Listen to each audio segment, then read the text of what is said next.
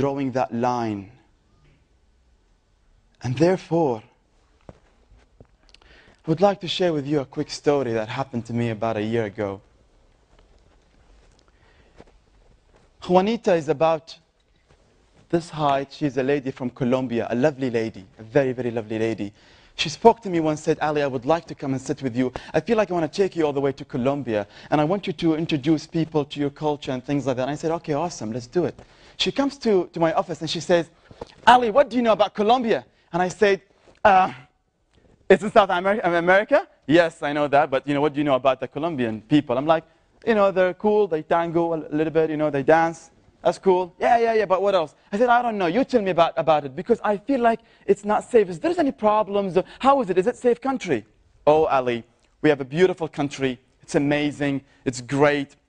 I really think you should visit it. I mean, in a way, we have some problems. I mean, we have some gorillas, who... You have what? We have some gorillas that live in all of these mountains, and they have a hobby. They kidnap people. Who's kidnapping people? Ali, the gorillas. The gorillas are actually in all of the mountains. And I'm like, yes, gorillas. Type of monkeys. They live in the mountains.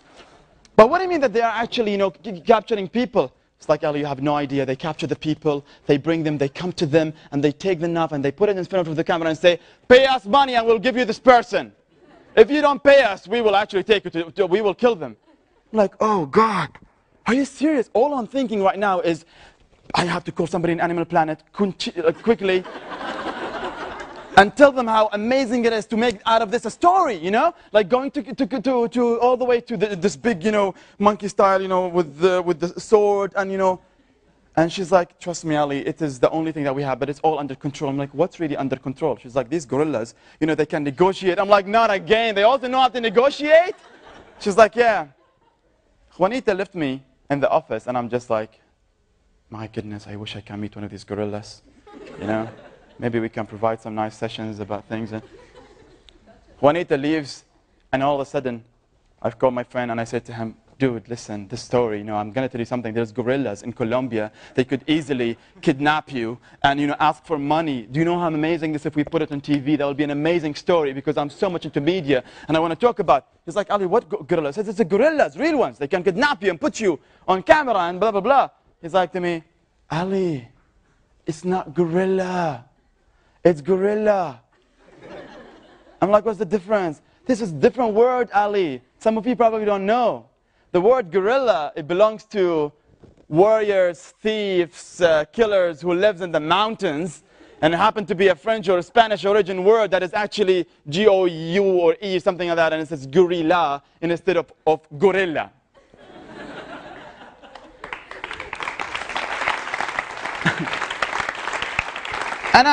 And I'm listening, and I'm like, gorilla and gorilla is the same. Then my friend says to me, it's like, Ali, it is the same thing when it comes to cultures. Sometimes we say we want this, but we mean something else, or we mean something behind it. And I couldn't help it. I went home, and I'm only thinking something.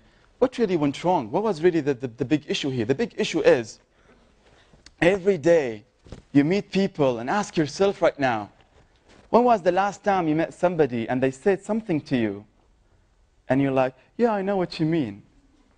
But in reality, you have no idea. Like, Ali, I'll see you at 5 o'clock. All right, see you, inshallah, at 5:10, okay? Don't tell me, inshallah, please. Like, are you coming at 5:10? Or are you, what is exactly the inshallah word behind that? Like, are you coming for sure? Inshallah has nothing to do with time. It's just part of our own way of speaking, depending everything on God. But has nothing with time. And we have just stayed quiet, kept on using inshallah, inshallah, inshallah. And today, if you ask what is the biggest fear to any Westerner in the UAE, it's the word. Therefore, allow me to share one thing with you. Ask yourself now, are you aware of your values? Do you know what you're made of? Do you know when you are proud of being who you are from that country, or this nation or that land? Do you know about your history? Do you know about your heritage? Do you know about your culture? Do you know about your faith? Do you know about your leaders? Do you know?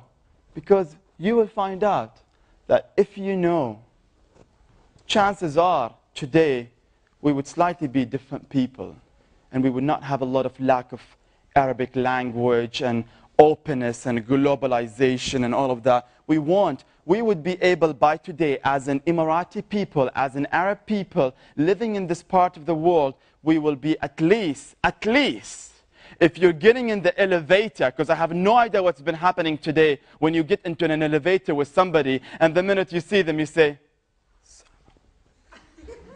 and then he's standing in there, he's going, Salam.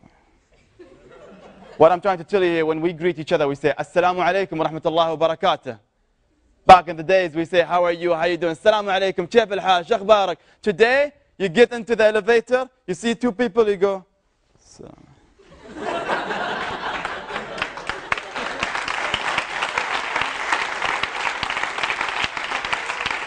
And then you have the reply, like if they're doing you a favor, they're going, wa alaikum salam. Like if it's such a fear that to reply. And you know what this influenced us today? It's influenced us if only you know that every single expat in this country, whether they are coming here for money or living or working, whatever, trust me, they are hungry for our own culture. They are hungry to learn about our own language. They are hungry to know. They only want you to say one thing. If he says to you, Assalamu alaikum, don't say, hey, what's up? How you doing, man? You get? Yeah, I know how to speak English. Not only you can speak English, I know how to speak English. No, if somebody comes to you, there is a research that has proved that between all of the Gulf region, we are the last country that feels happy when somebody speaks English. This is based on a research by a company that actually stayed here with a lot of secret shop experts to be going through Qatar, Bahrain, Saudi Arabia, and the number one were actually from Oman. They love when people speak to them in Arabic and they reply back in Arabic. But here to us, we actually have the whole opposite thing. We don't like to speak it. So all I say to you is the following. Very importantly, to remember where you come from, who you are as an Emirati. It is a great responsibility. We keep speaking about vision and the vision and the vision. We're going to have great vision in the country. We're going to have a great vision of leaders. We're going to have great visions everywhere. We forgot one thing. With vision comes responsibility, because vision is power. And the language that only have brought us all the way till today starts with an R. That's respect. We need to continue respecting our own culture, respecting our own heritage, respecting our own faith, respecting our own ancestors that actually until today we live over their own time that they have spent to put us where we are. And it is such a sad thing to see that there is a lot of our own people, unfortunately, have sort of went out of that path, not being proud of who we are, or the dress code, or the faith that we are actually basing our own life on. And this is my only message that I want to leave with everybody here today. Please, wherever you are in the world, remember your values shapes who you are. It's like a map. Without it, you get lost. Thank you very much.